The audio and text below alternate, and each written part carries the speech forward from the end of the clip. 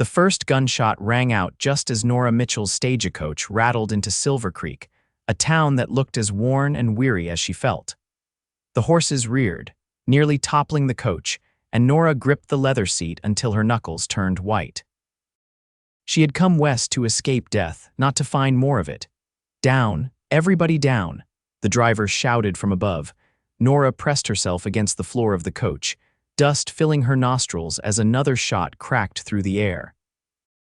Through the window, she caught a glimpse of a man on horseback, his face obscured by a bandana, gun raised toward the bank across the street. "Bank robbery," muttered the elderly gentleman sharing her coach, his voice oddly calm. "Welcome to Silvercreek, miss." It wasn't the welcome Nora had imagined when she'd left Boston 3 weeks ago. Her medical bag and a single trunk containing all she owned, her only companions. At 26, with medical training that had cost her everything to obtain, she had answered the town's advertisement for a doctor with desperate hope. Now, as gunfire continued to punctuate her arrival, she wondered if she had made a terrible mistake. The stagecoach jerked forward suddenly, the driver clearly intent on getting them away from danger. But as they rounded the corner toward what appeared to be the main street, the coach hit something or someone with a sickening thud. "God Almighty," the driver shouted, pulling hard on the reins. Before Nora could think better of it, she was pushing open the door, medical bag in hand. A man lay in the street, blood seeping from a wound in his shoulder. Not from the coach, she realized quickly he'd been shot. "Stay back, miss."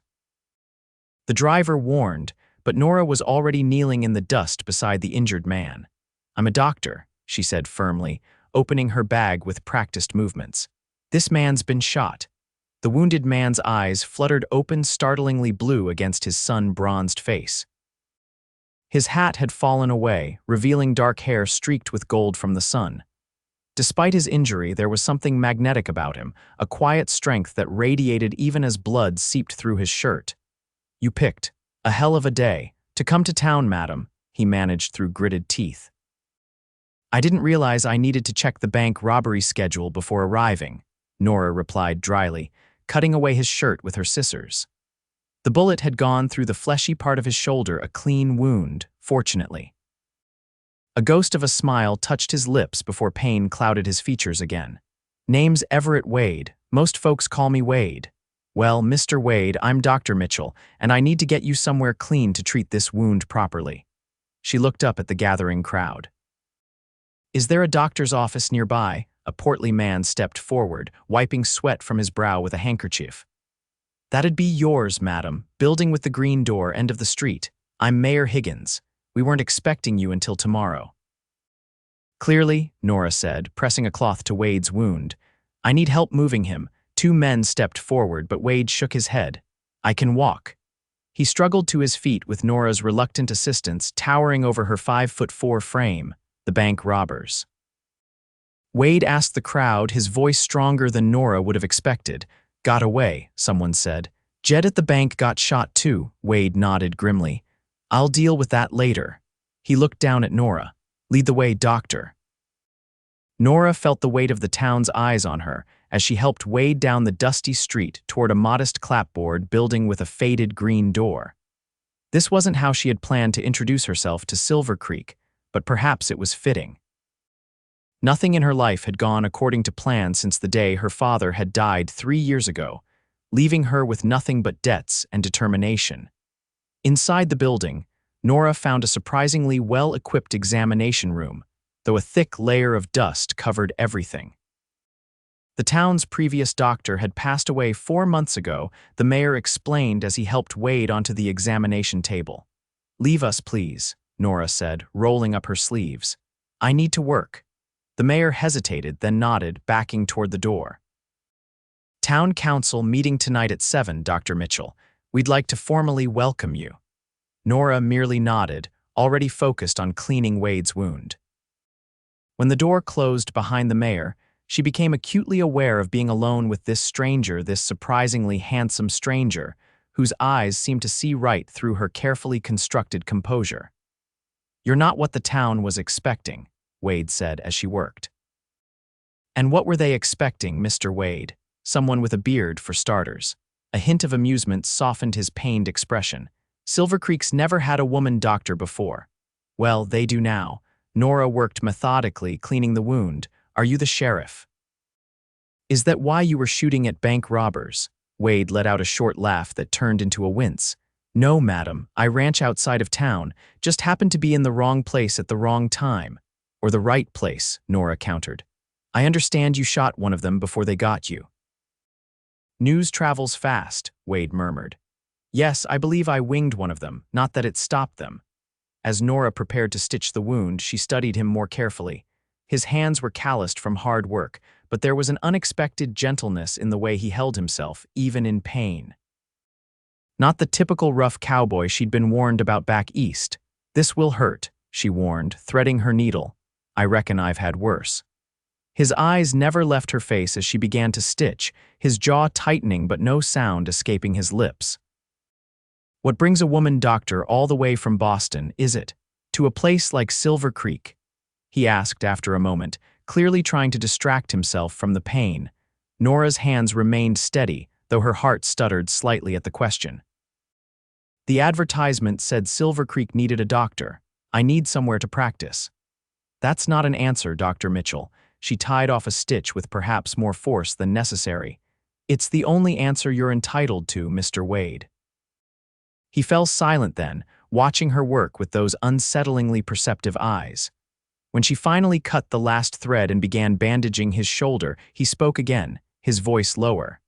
Everyone in Silvercreek is running from something, Dr. Mitchell. You'll fit right in. Nora secured the bandage and stepped back.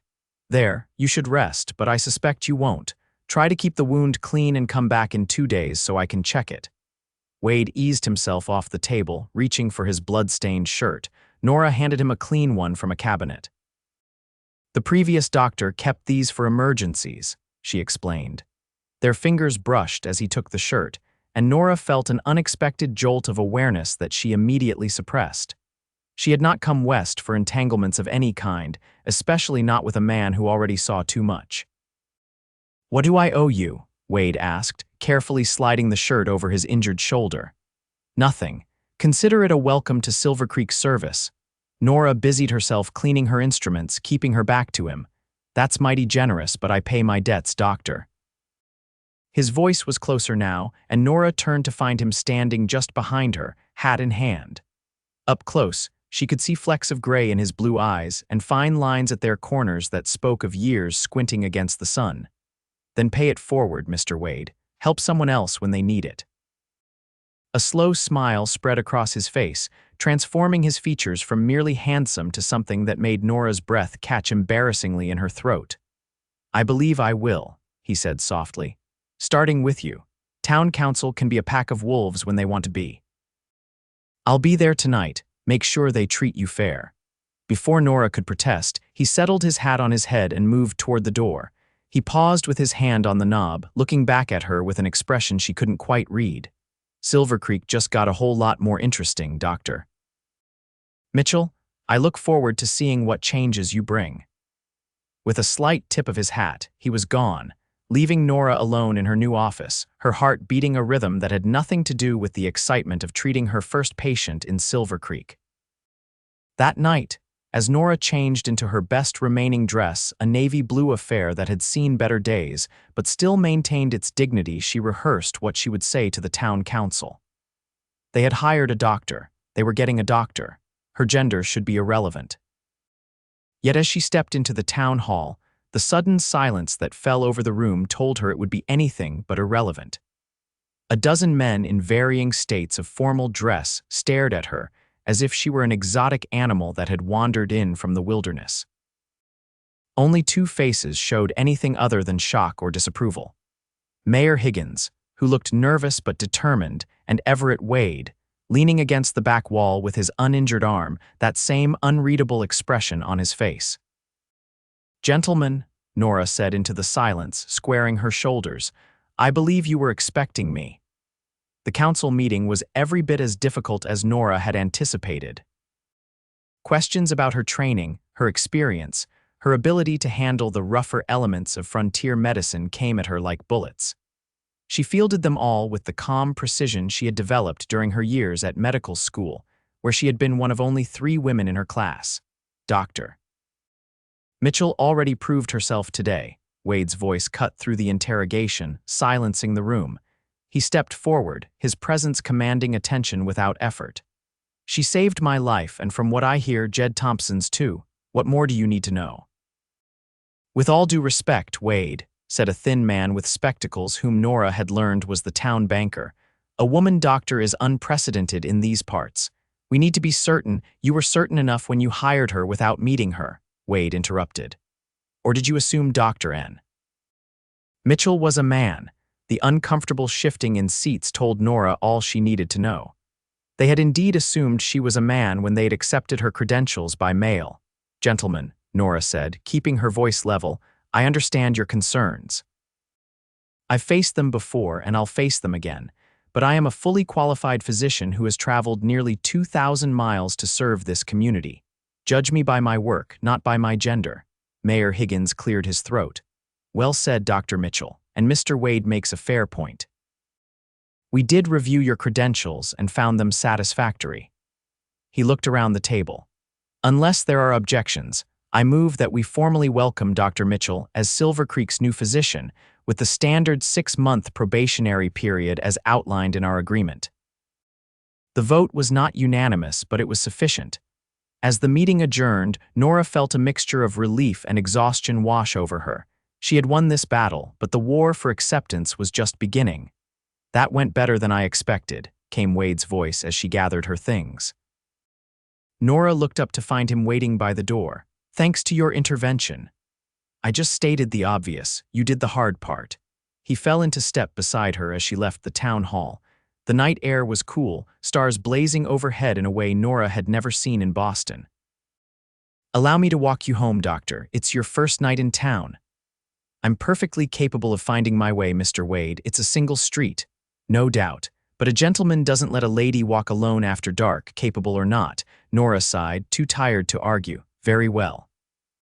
They walked in silence for a moment, their footsteps echoing on the wooden sidewalk. The town was quiet now, most buildings dark except for the saloon from which piano music and raucous laughter spilled into the night. Why did you help me in there? Nora finally asked. You don't know me. Wade was quiet for so long that Nora thought he might not answer. When he did, his voice was soft but certain.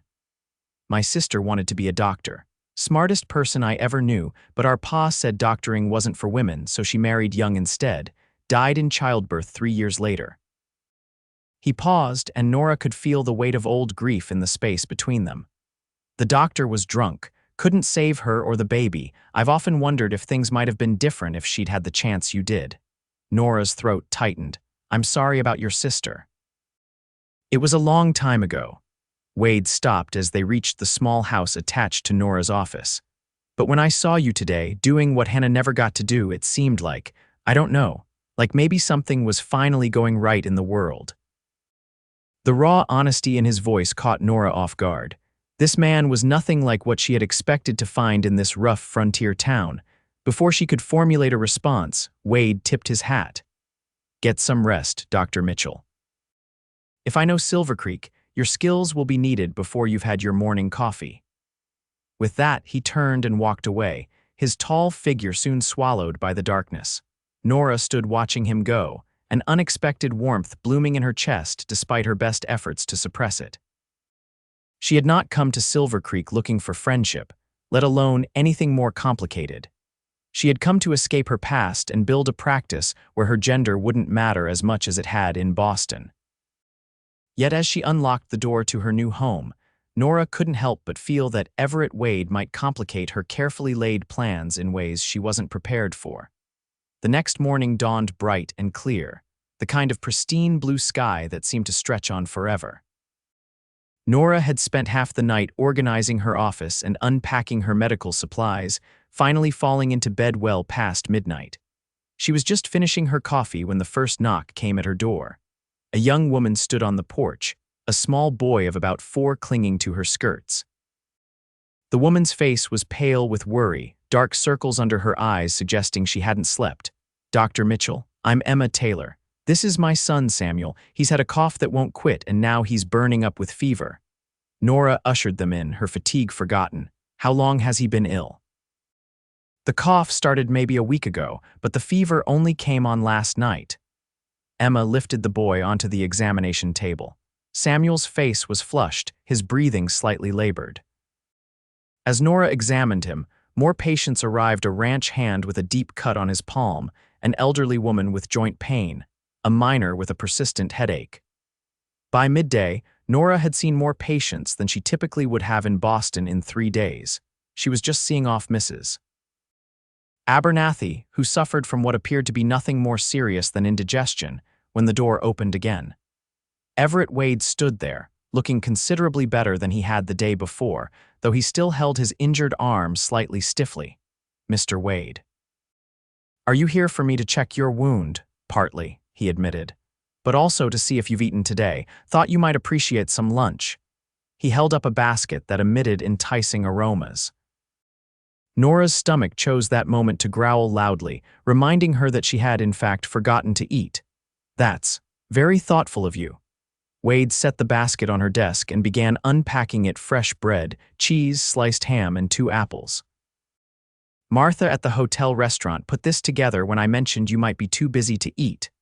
The whole town seems to know my business already," Nora observed, though there was no real annoyance in her voice as she eyed the food. "Small towns." Wade shrugged his good shoulder. "No secrets here," he gestured to the food. "Please eat while I'm here. I suspect you're the type to forget again once I leave." Nora couldn't argue with that assessment. She sat at her desk and broke off a piece of bread. "Thank you," she said, suddenly realizing how hungry she was. "Though I'm perfectly capable of taking care of myself. Never suggested otherwise." Wade leaned against the wall, watching her with that same intensity she'd noticed yesterday. But even doctors need looking after sometimes. As they shared the impromptu meal, Wade told her about Silvercreek, which families had been there the longest, which ones had feuds, who could be trusted and who couldn't. It was valuable information, the kind Nora would need to navigate the complex social waters of her new home. "What about the bank robbers?" she asked. "Has the sheriff caught them?" Wade's expression darkened. "No, Sheriff Jenkins isn't known for his enthusiasm. Word is the gang headed south, probably to lay low for a while before hitting another town." "You don't sound convinced." "Jenkins is a poor excuse for a lawman. Has been ever since his wife died 3 years back. He drinks more than he patrols." Wade absently rubbed his injured shoulder. "I'd bet my best horse those robbers are closer than he thinks." The conversation shifted to lighter topics: the upcoming Harvest Festival, the new schoolteacher expected next month, the quality of performances at the town's small theater. Nora found herself laughing at Wade's dry observations about town personalities, surprised by how easily conversation flowed between them. When it came time to check his wound, she was pleased to find it healing well, with no signs of infection. "You're lucky," she told him as she applied fresh bandages. "A few inches lower and that bullet might have done real damage." "Wasn't luck," Wade said quietly. "It was skill. Yours." Their eyes met, and for a moment Nora couldn't look away from his steady gaze. There was something about Everett Wade that made her feel both seen and safe, a dangerous combination for a woman with secrets. "Yes, well," she said, breaking the moment. "Keep it clean and come back in 2 days.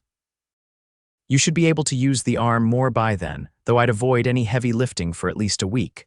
Wade nodded, slipping his shirt back on. "I should warn you," he said as he buttoned it. "You might have some trouble on the horizon." Nora stiffened. "What kind of trouble, doctor?" "Harris in Cedar Ridge has been serving folks from outlying ranches around here since old Dr. Simmons passed. He won't take kindly to losing that business." "I wasn't aware I was encroaching on anyone's territory," Nora said carefully. "Silvercreek needed a doctor. You're not encroaching." "Harris is a decent doctor but a mean drunk, and Cedar Ridge is a half-day's ride. People here deserve better." Wade picked up his hat. "Just wanted you to be prepared. Harris has friends on your town council. Thank you for the warning." Nora walked him to the door. "And for lunch." Wade paused in the doorway, looking down at her with an expression that made her heart beat a little faster. "Anytime, Dr. Mitchell. Anytime at all." As the days stretched into weeks, Nora found herself settling into life in Silvercreek with surprising ease. The initial resistance to a female doctor gradually gave way to grudging acceptance, as she proved herself time and again setting broken bones, delivering babies, treating everything from snake bites to typhoid with steady competence. True to Wade's warning, Dr. Harris from Cedar Ridge had indeed made his displeasure known, writing a scathing letter to the town council questioning her qualifications and suggesting that a woman's sensibilities would hamper her effectiveness in frontier medicine. But when Nora successfully removed a bullet from Sheriff Jenkins's deputy, after a confrontation with cattle rustlers, a surgery Harris had botched on another patient the year before even her staunchest critics began to soften. Everett Wade became a regular presence in her life, stopping by her office every few days with some excuse or another, a minor injury that could have waited, news about a patient from an outlying ranch, or simply to bring her lunch when he knew she'd be too busy to eat. Nora told herself she didn't look forward to these visits, that the warmth that spread through her when he walked through her door was merely appreciation for his friendship in a town where she was still something of an outsider. But on a crisp September evening, as Nora walked back to her office after treating a colicky baby at the Miller farm, the fragile peace she had built in Silvercreek shattered with the arrival of a telegram. Mrs. Winters, who ran the telegraph office, handed it to her with undisguised curiosity. "Came in this afternoon, Dr. Mitchell. Marked urgent." Nora thanked her and waited until she was alone in her office before opening it with trembling fingers. "Found you stop payment, expected stop arriving Silvercreek October 3 stop FB." The paper slipped from Nora's suddenly numb fingers. Frederick Blackwell, her late father's business partner and the man she'd fled Boston to escape.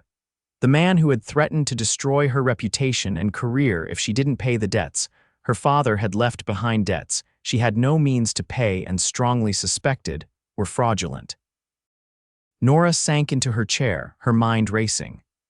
October 3rd was just 10 days away. She had barely established herself here, had nowhere else to run, and certainly not enough money to pay what Blackwell claimed she owed. Everything she had built in Silvercreek would be ruined once he arrived with his lies and threats. She was still sitting there, staring at nothing, when a knock came at her door. Without waiting for an answer, Everett Wade stepped in, a basket in his hand and a smile on his face that quickly faded when he saw her expression. "Nora, what's wrong?" It was the first time he had used her given name, and somehow that small intimacy broke something inside her. To her horror, tears welled in her eyes. "Nothing," she managed, quickly wiping them away. "Just tired." Wade set the basket down and crossed to her side, kneeling beside her chair. "That's not your tired face, that's your world just ended face." His voice was gentle but firm. "Talk to me." Perhaps it was exhaustion, or fear, or the simple fact that Wade was looking at her with such genuine concern.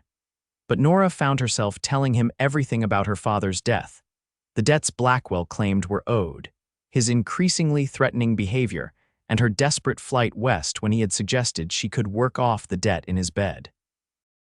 "I thought I'd escaped him," she finished, her voice hollow.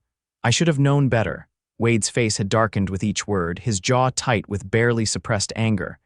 "This man threatened you, tried to force himself on you." Not in so many words, he was too clever for that. Nora rubbed her temples, but his meaning was clear enough. Wade stood abruptly, pacing the small office. "And now he's coming here. Yes, to ruin everything I've built." Nora looked up at him, despair washing over her. "The people here are just beginning to trust me." One whisper from a respectable Boston businessman about impropriety or unpaid debts, and that trust will evaporate. Wade stopped pacing, his expression settling into something determined and dangerous. "Not if I have anything to say about it." "There's nothing you can do," Nora said, shaking her head. "I have no proof the debts aren't legitimate. It would be my word against his, and you're a woman," Wade finished grimly. "I know how these things work." He knelt in front of her again, taking her hands in his. His touch was warm, calloused from hard work, and inexplicably comforting. "Nora, listen to me. You are not alone in this, not anymore. The earnestness in his voice, the solid strength of his hands holding hers, it was almost too much. Nora had been alone for so long, fighting her battles without help or comfort. The possibility that she might not have to face this one alone was both terrifying and tempting. "I don't want your pity, Everett," she said softly. "Pity?" He looked genuinely confused. "Is that what you think this is?" He shook his head, a rueful smile touching his lips. "For a smart woman, you can be remarkably blind." Before Nora could ask what he meant, Wade stood, still holding her hands. "We have 10 days before this Blackwell arrives, 10 days to prepare a welcome he won't forget." There was a glint in his eye that Nora might have found concerning if it weren't directed at her tormentor. "What are you planning? First, we need to know exactly what we're dealing with. I have a friend in Denver who works for the Pinkerton agency. If Blackwell is as dishonest as you suspect, there might be a record of it." Wade squeezed her hands. "Will you trust me with this?" Nora looked up at him, this man who had become so important to her in such a short time. Trust was not something that came easily to her, not after everything she had endured. But as she looked into Everett Wade's eyes, she found she wanted to trust him more than she wanted to protect herself. "Yes," she said finally, "I trust you." The smile that spread across his face was like sunrise breaking over the mountains. "Good, then we fight this together." He released her hands and stepped back, his expression turning serious again. "But Nora, I need you to promise me something." "What? Don't run." "Whatever happens, don't disappear in the night." He paused, something vulnerable flashing across his features. "Silvercreek needs you." Nora heard the words he didn't say, saw them in his eyes. Not just Silvercreek, he needed her too. The realization sent a tremor through her heart that was equal parts fear and longing. "I promise," she said, and meant it. As Wade left to send a telegram to his Pinkerton contact, Nora stood at her window watching his retreating figure, a curious lightness replacing some of the dread that had consumed her. She was still afraid of what Blackwell might do, still uncertain of the future, but for the first time in years, she didn't feel as though she faced that future alone. The next day, Nora was examining young Samuel Taylor's chest, pleased to find his cough much improved, when the office door burst open. A ranch hand she recognized as one of Wade's men stood there, his face pale beneath his tan. "Dr. Mitchell, you gotta come quick. It's Wade." "There's been an accident at the ranch." Nora's heart lurched painfully. "What kind of accident?" "Horse threw him into a fence. He's bleeding bad." Emma Taylor gripped Nora's arm. "Go, doctor, Samuel's fine now." Nora didn't need to be told twice. She grabbed her medical bag and followed the ranch hand to a waiting wagon. As they rattled out of town at breakneck speed, the man who introduced himself as Charlie explained what had happened. Boss was breaking a new Mustang. Mean creature, but Wade's usually got away with even the worst of him. This one, though, spooked at something and went crazy, threw Wade right into the corral fence. Post went right through his side. Nora's medical mind cataloged the possibilities, none of them good. Puncture wounds were dangerous, risk of infection, internal bleeding, damage to organs. The fact that Wade was still at the ranch, rather than being transported to town, suggested he was too unstable to move. Wade's ranch was larger than Nora had imagined. A sprawling property with a handsome 2-story house and well-maintained outbuildings. As the wagon pulled up to the main house, 2 men came out carrying a makeshift stretcher. On it lay Everett Wade, his face gray with pain, his shirt soaked with blood. "Get him inside," Nora ordered, already assessing the wound. A jagged tear in his left side oozed blood steadily. Not arterial bleeding, thank God, but serious nonetheless. They laid him on the dining table, which someone had cleared and covered with clean sheets. Wade's eyes fluttered open as Nora cut away his shirt. "Didn't expect to see you." "In my dining room," he managed, his voice weak but still carrying that hint of humor she had come to expect from him. "Be quiet and let me work," Nora said, though she couldn't keep the relief from her voice at finding him conscious. "This is going to hurt." "Already does," he grunted. The wound was deep, but had miraculously missed any vital organs. The fence post had torn through muscle and tissue, but had stopped short of causing catastrophic damage. Still, the risk of infection was high, and Wade had lost a significant amount of blood. For the next hour, Nora worked meticulously, cleaning, debriding, and finally stitching the wound closed. Wade remained conscious throughout, his jaw clenched against the pain, his eyes never leaving her face. When she had finished bandaging him, Nora finally allowed herself to exhale fully. "You're lucky," she told him, washing blood from her hands in a basin one of the ranch hands had provided.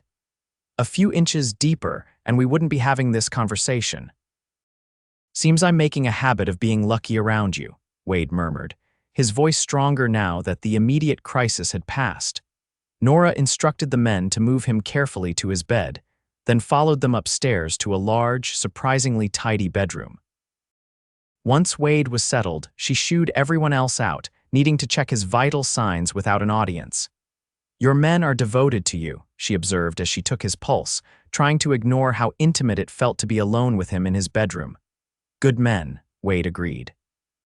"Been with me since I started this place 8 years ago." He winced as he shifted slightly. "Sorry about this, I know you have other patients."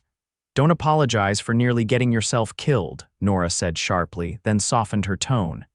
"Mrs. Taylor says Samuel is much better, and no one else in town was critically ill when I left." Wade watched her face as she worked, his blue eyes too perceptive despite his weakened state. "You were worried." It wasn't a question, but Nora answered anyway. "Of course I was worried. You're my friend." The word felt inadequate, but she couldn't bring herself to examine why. A small smile played at the corners of Wade's mouth. "Just a friend, Nora." She busied herself rearranging supplies in her bag, avoiding his gaze. "You've lost a lot of blood. You're not thinking clearly." "On the contrary," Wade said softly, "I'm thinking more clearly than I have in years." Before Nora could respond, a knock came at the bedroom door. Charlie stuck his head in. "Sorry to interrupt, Doc, but there's a telegram came for the boss. Messenger said it was urgent." Nora took the telegram, thanking Charlie. She recognized the Denver Pinkerton office address immediately. "It's from your detective friend," she told Wade, breaking the seal. Wade tried to sit up and immediately paled, falling back against the pillows. "Read it to me." Nora unfolded the paper and read aloud. "Blackwell known to agency stop suspected of multiple frauds, stop currently under investigation for embezzlement, stop details, follow by post-stop." Hope surged through Nora like a physical force. "He's being investigated." "Everett, this could be the proof I need." Wade's smile was tired but triumphant. "Told you we'd fight this together." Nora sat on the edge of the bed, the telegram clutched in her hand. Suddenly overwhelmed by the events of the day, the fear when she'd heard Wade was injured, the relief that he would recover, and now this unexpected ray of hope in her battle against Blackwell. "I don't know how to thank you," she said softly. Wade reached out, his hand finding hers. "Stay," he said simply, "here at the ranch until I'm recovered enough to help you deal with Blackwell when he arrives. I can't impose like that." "I have patience. Charlie can fetch you if you're needed in town. It's only a 15-minute ride." His fingers tightened around hers. "Please, Nora, I'd rest easier knowing you're safe." There were a dozen reasons to refuse propriety, independence, the danger of growing even closer to this man who already occupied too many of her thoughts. But as Nora looked at Wade, pale against the pillows, his strength temporarily diminished but his determination undiminished, she found she couldn't say no. "All right," she agreed, "but only until you're stronger. And only because I don't trust you not to tear those stitches the moment my back is turned."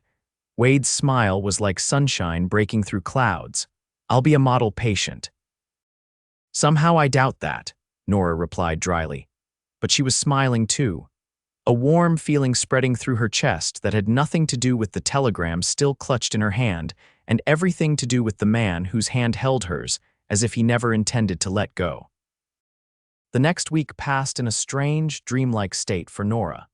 She divided her time between Wade's ranch and her practice in town, treating patients during the day and returning to the ranch each evening. Wade was, as she had predicted, a terrible patient, stubborn, restless, and determined to push his recovery faster than was medically advisable. By the fourth day, she found him attempting to get out of bed on his own. "What do you think you're doing?" she demanded from the doorway. Wade, who had managed to sit up but was clearly in pain, had the grace to look sheepish. "I need to check on the south pasture." "Got new calves that need. The only thing you need is to get back in that bed before you tear my perfectly good stitches," Nora interrupted, crossing the room to help him lie down again. "Your men are perfectly capable of checking on calves." "I'm not used to lying around," Wade grumbled, though he allowed her to ease him back against the pillows. "Well, get used to it," Nora said firmly. "Another few days of rest and then we can discuss limited activity." Wade caught her hand as she straightened his covers. "You're a tyrant, Doctor Mitchell. And you're the worst patient I've ever had, Mr. Wade."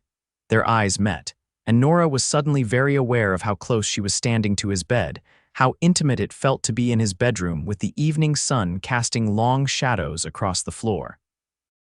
Wade's thumb traced a small circle on the inside of her wrist, sending an unexpected shiver up her arm. "Nora," he said softly, "there's something I need to tell you." A knock at the door interrupted whatever he had been about to say. Charlie stood there, his expression grave. "Sorry to interrupt, boss, but Sheriff Jenkins is here. Says there's been another bank robbery over in Clearwater. Same gang as before, he thinks." Wade's expression hardened.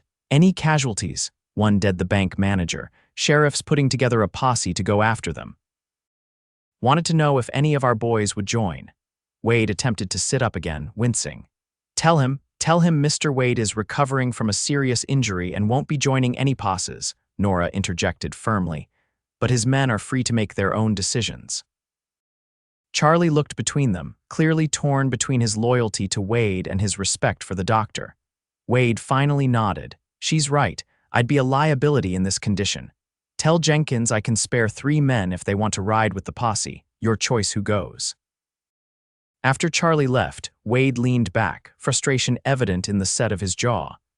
"I should be out there. Those men killed someone this time. And you would accomplish what exactly by tearing open your wound and bleeding to death in the saddle?" Nora asked, checking his bandages. "It's not in my nature to stay behind while others fight my battles." Nora's hands stilled. "Is that what you think I'm doing? Asking you to fight my battle with Blackwell?" Wade's expression softened. "No, Nora, that's different." He captured her hand again. "What I was trying to tell you before Charlie interrupted. I didn't help you because I felt obligated or because I pity you. I helped because the sound of a wagon approaching cut him off. Moments later, Mrs. Winters from the telegraph office was shown in, her round face flushed with excitement at being in the infamous bachelor Everett Wade's bedroom. "Dr. Mitchell, there's a medical emergency in town. The Perkins boy fell from the hayloft and broke his arm, something terrible, bones sticking right out." Nora was already reaching for her medical bag. "I'll come right away." She turned to Wade. "I'll have to stay in town tonight if the boy needs monitoring. Will you promise to rest and not do anything foolish?" "You have my word," Wade said, though the frustration hadn't left his eyes. "Go. The boy needs you more than I do right now." As Nora hurried from the room, she couldn't help but wonder what Wade had been about to tell her. The way he had looked at her, the intensity in his eyes. It had seemed important, whatever it was.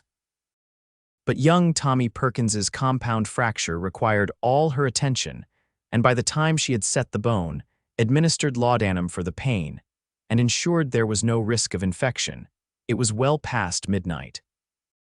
She spent the night in her own bed for the first time in days, strangely missing the creaking sounds of Wade's ranch house and the knowledge that he was just down the hall. The next morning brought news that the posse had tracked the bank robbers to an abandoned mine shaft about 20 miles south of Silvercreek. A shootout had ensued, leaving 1 robber dead and another wounded and captured. The third had escaped on horseback, heading north towards Silvercreek. Nora was checking Tommy Perkins's arm when Mayor Higgins burst into her office, his face red with exertion. "Dr. Mitchell, you need to come to the town hall immediately. It's an emergency." "I'm with a patient, Mayor," Nora said calmly. "Is someone injured?" "No," but he lowered his voice, though Tommy and his mother could clearly still hear. "There's a gentleman from Boston here making some very serious accusations about you. The town council has convened an emergency meeting." Nora's stomach dropped. Blackwell. He was early 3 days early. And he had gone straight to the town council with his lies. I see, she said, fighting to keep her voice steady. I'll be there as soon as I've finished with Tommy. Now, Dr. Mitchell, Higgins insisted. The council is waiting. Mrs. Perkins spoke up, her voice firm. You go on, doctor. We can wait. Sounds important. With reluctance, Nora packed her instruments and followed Higgins to the town hall. Inside, the council members sat at their long table, expressions ranging from concern to disapproving. And standing before them, immaculately dressed in a suit that must have cost more than Nora earned in 3 months, was Frederick Blackwell. He turned as she entered, his thin face breaking into a smile that didn't reach his cold eyes. Ah, Nora, how lovely to see you again, Mr. Blackwell, Nora acknowledged, her voice clipped. I understand you've been discussing me with the town council. Merely setting the record straight, my dear. Blackwell's voice oozed false concern. These good people deserve to know about your complicated financial situation back in Boston. Nora looked at the council members. Most avoided her gaze, but she noticed the banker, Mr. Phillips, looking particularly troubled. And what exactly have you told them? Only the truth, Blackwell said smoothly. That you fled Boston, leaving substantial debts, unpaid debts incurred by your father but legally transferable to you as his heir. Debts owed to my company, which employed your father for many years.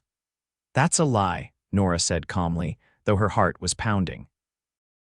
My father worked for Blackwell Shipping, yes, but any debts he may have incurred were business debts that died with him. I inherited nothing but his personal effects. Blackwell's smile tightened. I have documentation that proves otherwise, my dear. Your father borrowed heavily against future earnings loans that you, as his beneficiary, are legally obligated to repay. May I see this documentation? Nora asked. Blackwell patted his breast pocket. All in order, I assure you. The Boston courts certainly thought so when they issued a judgment against you in absentia. This was news to Nora, and from the murmurs around the room, it had the desired effect on the council. A court judgment sounded official, damning. Dr. Mitchell, Mayor Higgins said, his expression grave, these are serious allegations. If you've misrepresented yourself to this town, I have misrepresented nothing, Nora interrupted. I am a fully qualified physician who came here in good faith to serve this community. My personal financial affairs have no bearing on my medical abilities. But they speak to your character, Blackwell interjected smoothly. Fleeing legal obligations, hiding from creditors, these are not the actions of a person of integrity. Nora felt the room turning against her. Even those council members who had gradually come to accept her seemed swayed by Blackwell's polished accusations. She opened her mouth to defend herself further when the town hall doors swung open with a bang. Everett Wade stood in the doorway, pale but upright, one hand pressed to his injured side. Behind him stood a well-dressed man Nora didn't recognize, carrying a leather portfolio. I believe, Wade said, his voice carrying easily across the suddenly silent room, that this meeting might benefit from some additional information.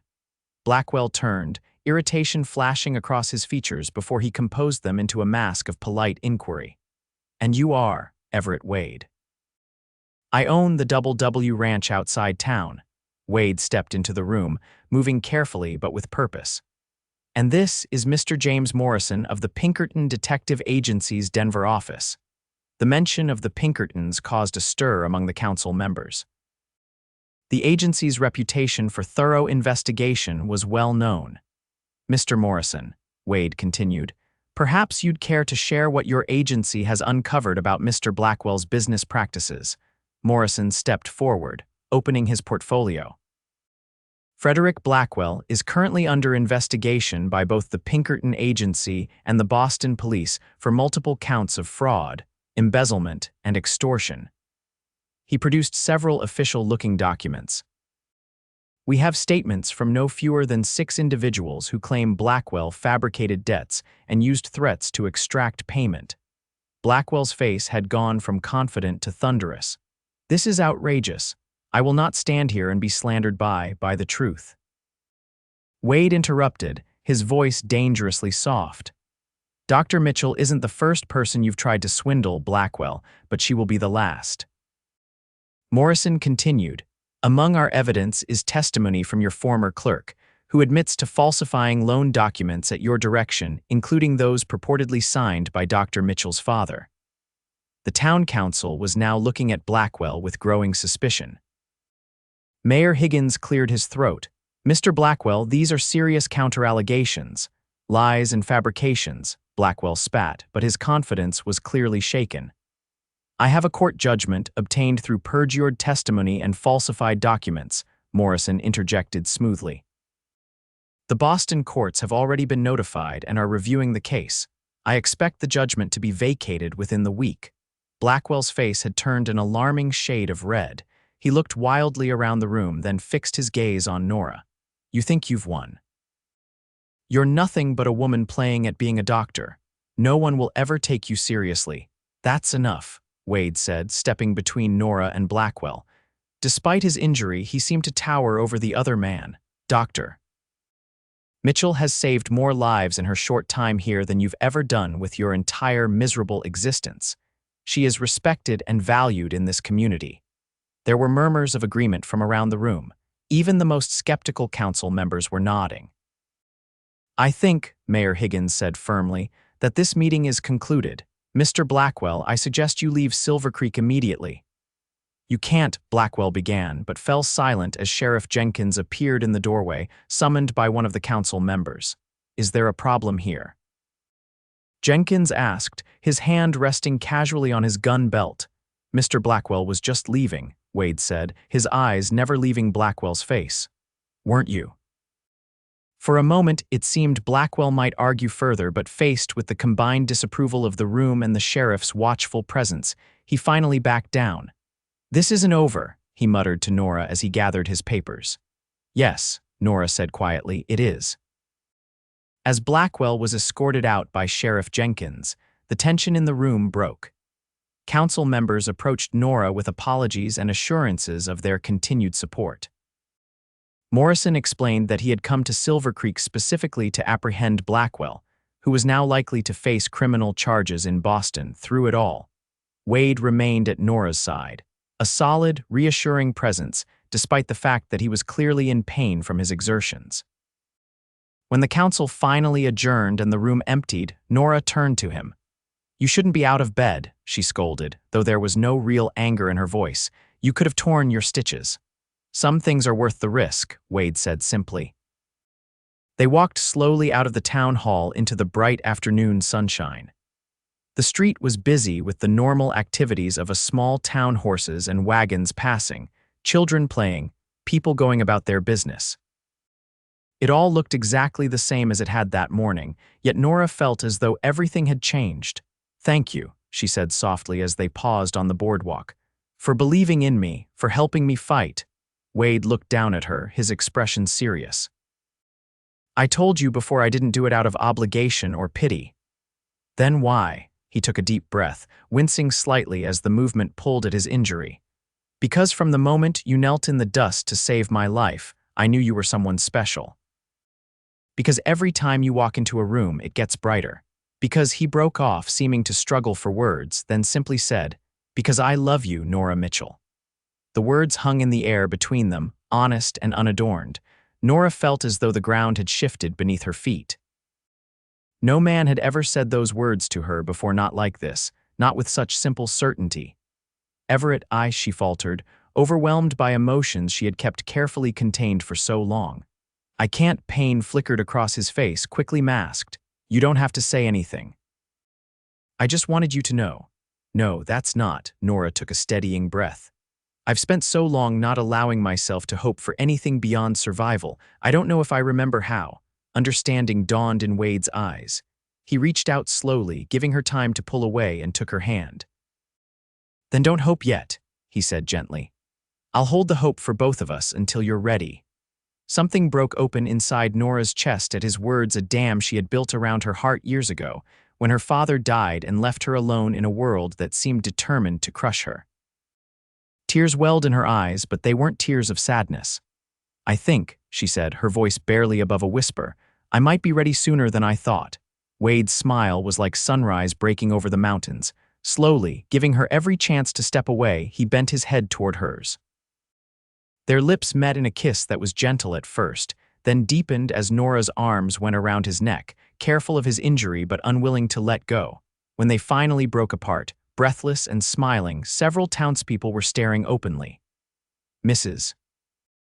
Winters was already hurrying toward the telegraph office, no doubt eager to spread the news that Silvercreek's female doctor and its most eligible rancher had been seen kissing in broad daylight.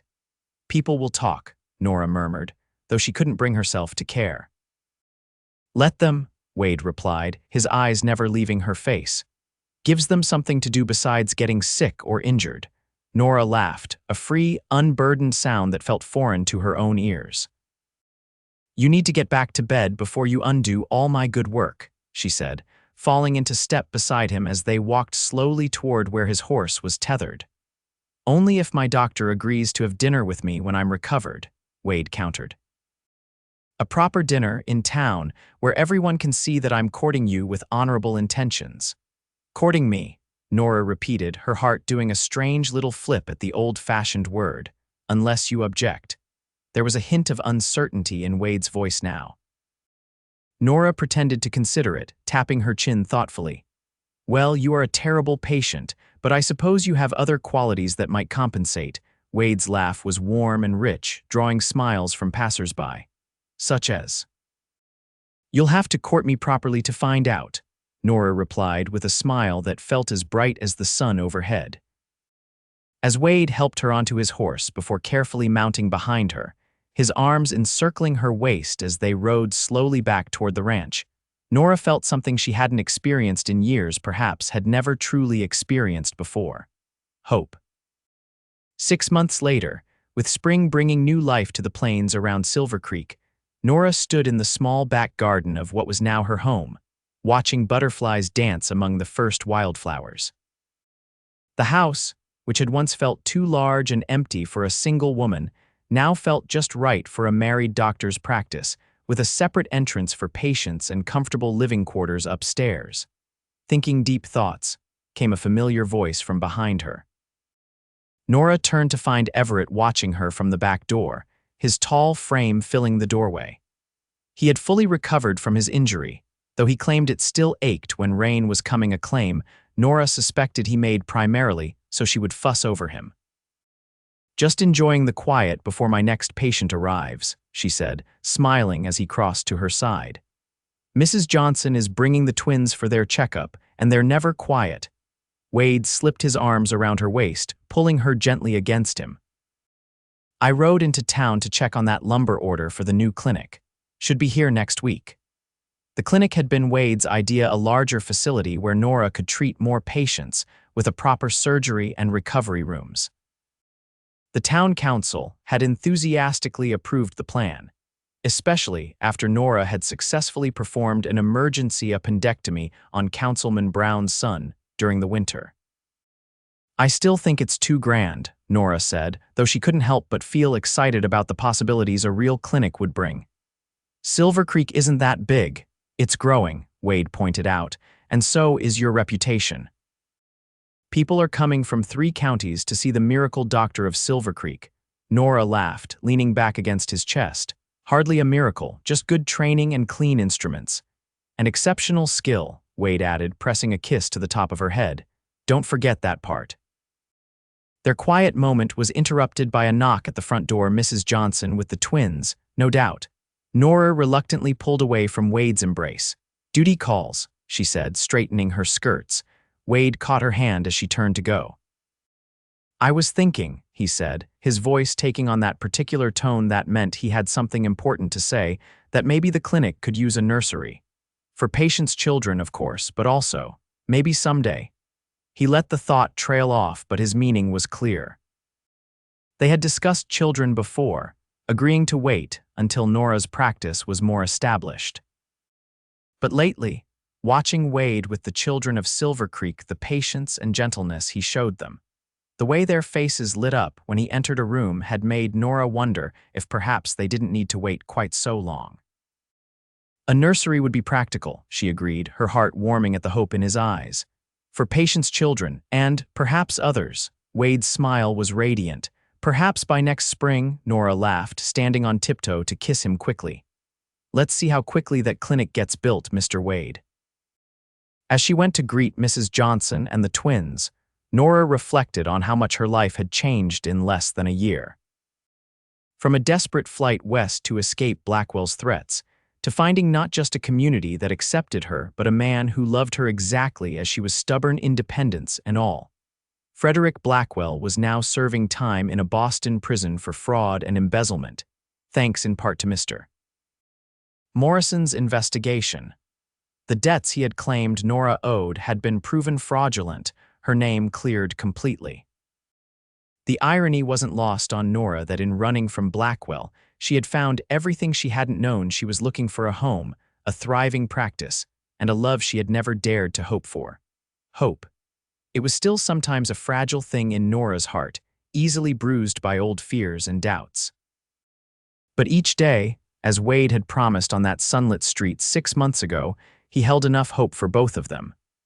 And each day, Nora found it easier to claim some of that hope as her own. As she greeted the Johnson twins with smiles and promises of peppermint sticks if they behaved during their examination, Nora caught sight of Wade through the window, heading toward the livery stable where his horse waited. He paused, turning back to look at the house at her, and tipped his hat with that smile that still made her heart skip. She had come west seeking only survival, and found instead a life fuller and richer than she had ever imagined possible. All because a wounded cowboy had looked up at her from the dust of Silvercreek's Main Street and decided she was worth fighting for, worth holding hope for, until she was ready to hold it herself. Now, surrounded by the life they were building together, Nora knew with bone-deep certainty that she was finally, completely ready. 2 years later, on a warm summer evening, Nora sat on the front porch of the ranch house, watching the sunset paint the distant mountains in shades of gold and purple. Beside her in a small cradle, 4-month-old Hannah Wade slept peacefully, one tiny hand curled around her mother's finger. The sound of hoofbeats drew Nora's attention to the road, where Everett was returning from checking fence lines in the north pasture. He dismounted with the easy grace that still made her heart flutter, handing the reins to one of the ranch hands before making his way to the porch. "How are my girls?" he asked, leaning down to kiss Nora before peering into the cradle. His expression softened as it always did when he looked at their daughter, named for the sister he had lost so long ago. "We're well," Nora replied, making room for him on the porch swing. Hannah finally fell asleep after fighting it for hours. She's as stubborn as her father. Wade chuckled, settling beside her and slipping an arm around her shoulders. "I'd say she takes after her mother in that department." They sat in comfortable silence, watching the last light fade from the sky as stars began to appear. The ranch house had become their primary home after Hannah's birth, though Nora still maintained her practice in town 3 days a week. The clinic was flourishing under the care of Nora and the young assistant doctor she had hired from Denver, a woman, to the town's initial surprise but eventual acceptance. "I had a letter from Emma Taylor today," Nora said after a while. "Samuel's cough hasn't returned at all this spring. She says he's growing like a weed." Wade nodded, his fingers absently playing with a strand of Nora's hair that had escaped its pins. "Good news. That boy had us worried for a while. Samuel had been Nora's first patient in Silvercreek, and his recurring respiratory problems had been a challenge. But with careful treatment and the mild climate of the high plains, he had gradually improved. She also mentioned that Sheriff Jenkins is finally retiring," Nora continued. "The town council is looking for a replacement." Wade was quiet for a moment. "Silvercreek's grown a lot these past few years. Needs a good sheriff." "Someone mentioned your name at the last town meeting," Nora said carefully. She had noticed Wade growing restless lately, though he never complained. Running the ranch was profitable but increasingly routine, and Nora knew he missed the excitement of his younger days. "Oh." There was a note of interest in his voice that confirmed Nora's suspicions. Mayor Higgins seemed quite taken with the idea. "Said you've always had a good head on your shoulders and respect from everyone in the county." Wade shifted to look at her. "And what did Dr. Wade have to say about this suggestion?" Nora smiled at the name. She had kept Mitchell professionally, but had happily taken Wade's name in every other aspect of her life. Dr. Wade said her husband would make an excellent sheriff, but that it was entirely his decision. It would mean more time in town, Wade mused, less time at the ranch.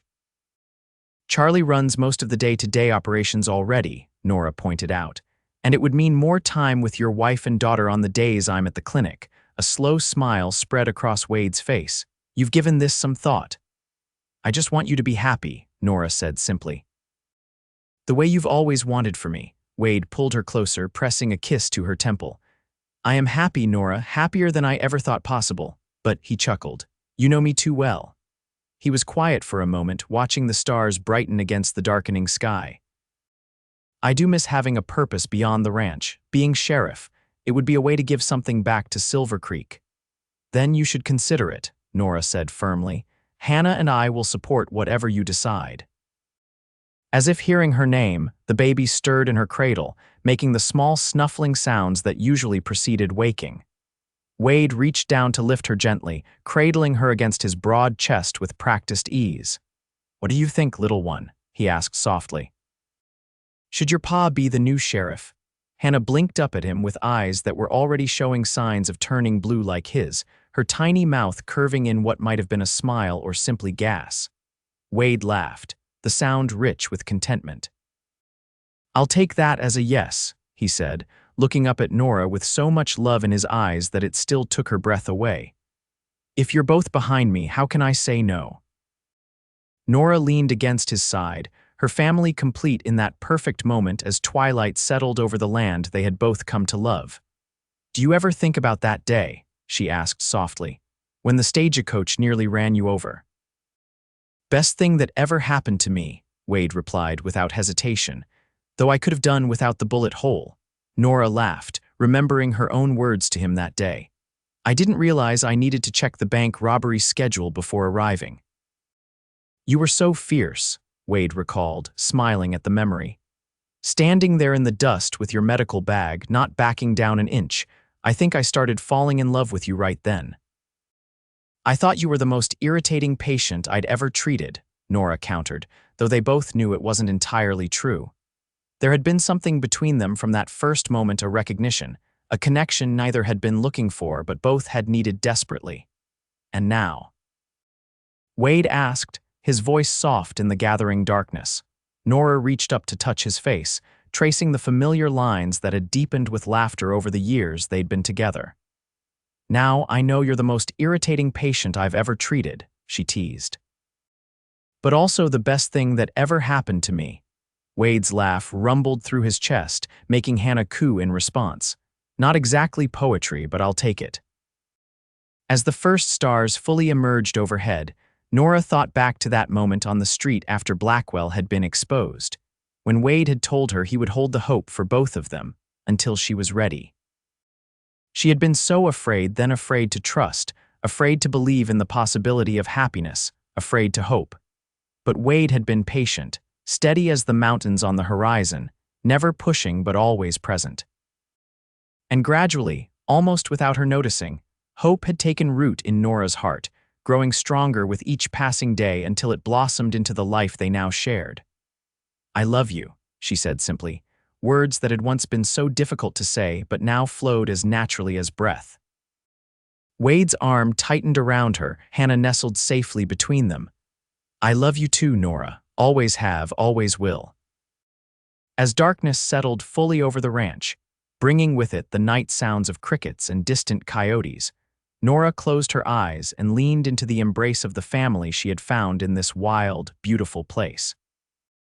The journey had not been easy. There had been struggles and setbacks, doubts and fears, but every step had led her here, to this moment of perfect contentment. She had come west searching for a place to practice medicine without prejudice. She had found that in so much more, a community that respected her, a husband who adored her, a daughter who completed her world, and the capacity for hope she had thought long lost. In the end, it turned out the cowboy had been right all along.